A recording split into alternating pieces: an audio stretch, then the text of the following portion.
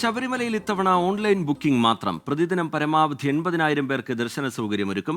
മുഖ്യമന്ത്രി പിണറായി വിജയന്റെ അധ്യക്ഷതയിൽ ചേർന്ന അവലോകന യോഗത്തിലാണ് തീരുമാനം. നിലയ്ക്കലിലും എരുമേലിയിലും കൂടുതൽ പാർക്കിംഗ് സൗകര്യമൊരുക്കാനും തീരുമാനമായിട്ടുണ്ട്. ഷഫീദ് റാവുത്തർ വിവരങ്ങളുമായി ചേരുകയാണ്. ഷഫീദ്, ഇത്തവണ ഓൺലൈൻ ബുക്കിംഗ് മാത്രം എന്നുള്ള തീരുമാനത്തിലേക്ക് എത്തുന്നത് എന്തൊക്കെ ഘടകങ്ങൾ പരിഗണിച്ചുകൊണ്ടാണ്? ഒരുക്കാൻ പോകുന്ന ക്രമീകരണങ്ങൾ, അവലോകന യോഗത്തിലുണ്ടായ തീരുമാനങ്ങൾ, വിശദാംശങ്ങൾ എങ്ങനെ ഷഫീദ് റാവുത്തർ? രജിത്ത്, കഴിഞ്ഞ തവണ അയ്യപ്പ ദർശനത്തിന് ഓൺലൈൻ ബുക്കിങ്ങിന് പുറമെ സ്പോട്ട് ബുക്കിംഗ് ഉൾപ്പെടെയുള്ള കാര്യങ്ങൾ അത് ക്രമീകരിച്ചിരുന്നാൽ ഇത്തവണ ഓൺലൈൻ ബുക്കിംഗ് മാത്രം മതി എന്നുള്ള തീരുമാനത്തിലേക്ക് അവലോകന യോഗം എത്തിച്ചേരുകയായിരുന്നു. മുഖ്യമന്ത്രിയുടെ അധ്യക്ഷതയിലാണ് മണ്ഡല മകരവിളക്ക് മഹോത്സവ മുന്നൊരുക്കങ്ങളുടെ അവലോകന യോഗം നടന്നത്.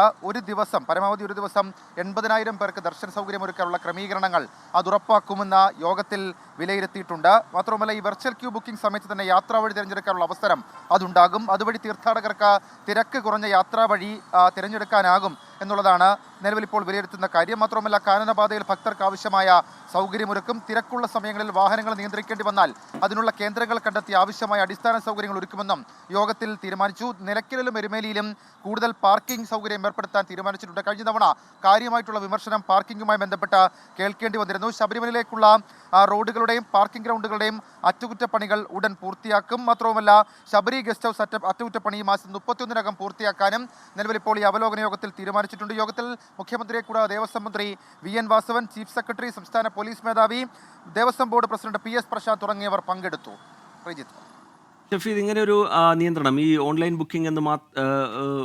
ബുക്കിംഗ് മാത്രം എന്നുള്ളൊരു നിയന്ത്രണം, അത് എന്തെങ്കിലും തരത്തിലുള്ള പ്രതിസന്ധികൾ ഉണ്ടാക്കും എന്നുള്ള തരത്തിലുള്ള സാധ്യതകളോ വിലയിരുത്തലുകളോ ഉണ്ടായിരുന്നോ? ഈ ക്രമീകരണങ്ങളുടെ കാര്യത്തിലാണെങ്കിൽ നേരത്തെ തന്നെ ഉയർന്നു വന്ന ചില പരാതികളുണ്ട്. അതൊക്കെ പരിഹരിച്ച് മുന്നോട്ട് പോവേണ്ടതുമുണ്ട്. ആ തരത്തിലുള്ള ചർച്ചകളും ഉണ്ടായോ ഷഫീദ്?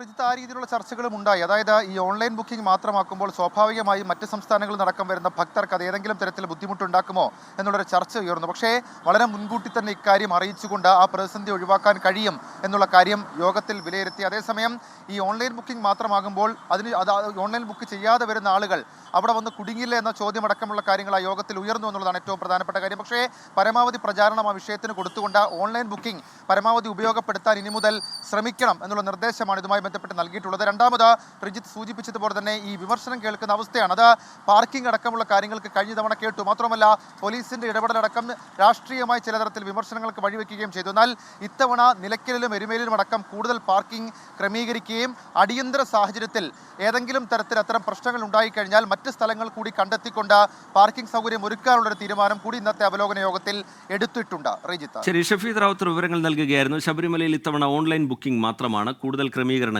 ഭക്തർക്ക് സുഗമമായ ദർശനത്തിന് വേണ്ടിയുള്ള കൂടുതൽ ക്രമീകരണങ്ങൾ ഒരുക്കാനുള്ള തീരുമാനവും അവലോകന യോഗത്തിൽ ഉണ്ടായിട്ടുണ്ട്. ഈ ഓൺലൈൻ ബുക്കിംഗ് മാത്രമാകുമ്പോൾ ഉയർന്നു വരാൻ സാധ്യതയുള്ള പരാതികളൊക്കെ സർക്കാർ മുന്നിൽ കാണുന്നുണ്ട്. അതിൻ്റെ ഭാഗമായുള്ള ക്രമീകരണങ്ങൾ കൃത്യമായി ഏർപ്പെടുത്തും എന്നാണ് സർക്കാർ അറിയിക്കുന്നത്. ഷഫീദ് റാവുത്തർ വിവരങ്ങൾ നൽകുകയായിരുന്നു തിരുവനന്തപുരത്ത്.